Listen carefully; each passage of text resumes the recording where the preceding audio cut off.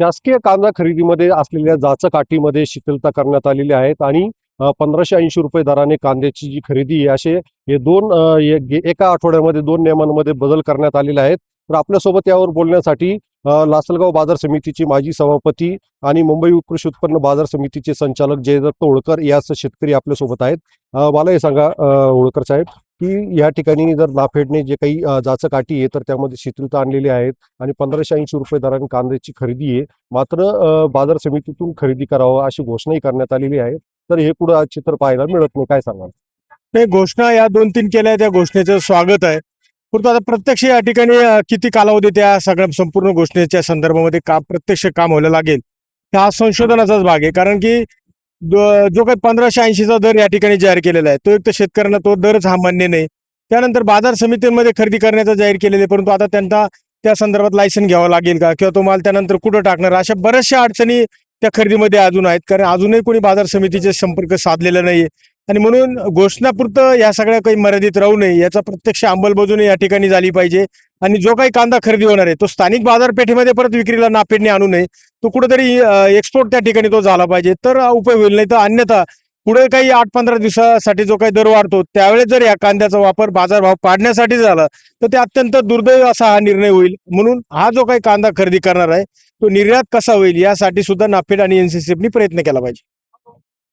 या ठिकाणी आपल्यासोबत शेतकरी आहेत. मलाही सांगा, तुम्ही आज काय बाजारभाव मिळाला, याच्यातून तुम्हाला परवडतंय का? नाफेडची खरेदी या ठिकाणी सुरू आहे का? खऱ्या अर्थानं जर विचार केला तर आज बाजारभाव हा एकदम कमी स्वरूपात, म्हणजे चांगल्या उच्च प्रतीच्या कांद्याला नाफेडने जे ठरवून दिलेला बाजारभाव आहे त्याच्यापेक्षा चांगला दर मिळतोय. परंतु सरासरी जो दर मिळायला पाहिजे तो 800-900 ते 1000-1100 रुपयापर्यंत मिळतोय.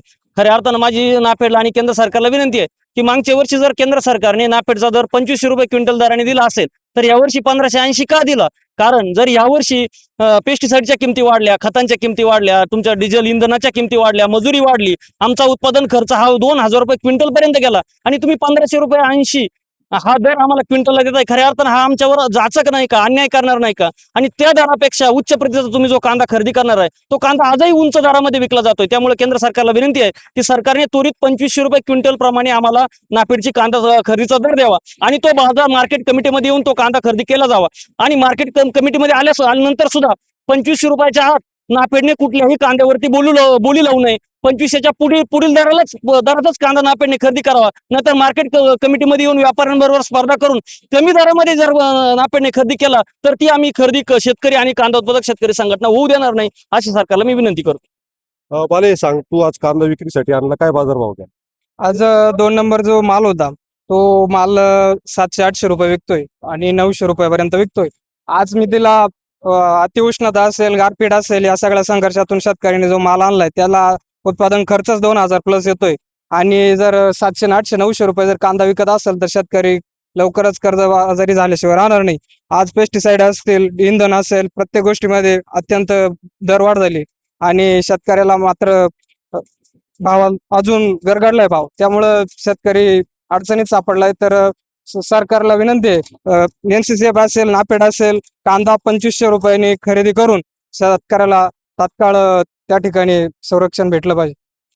एकंदरीत पाहता नाफेडने थेट बाजार समितीतून कांद्याची खरेदी करावी आणि ती 2500 रुपयेहून अधिक दराने करावी अशी मागणी या ठिकाणी शेतकरी करताना दिसत आहेत. उमेश पारीख, मराठी, लासलगाव, नाशिक.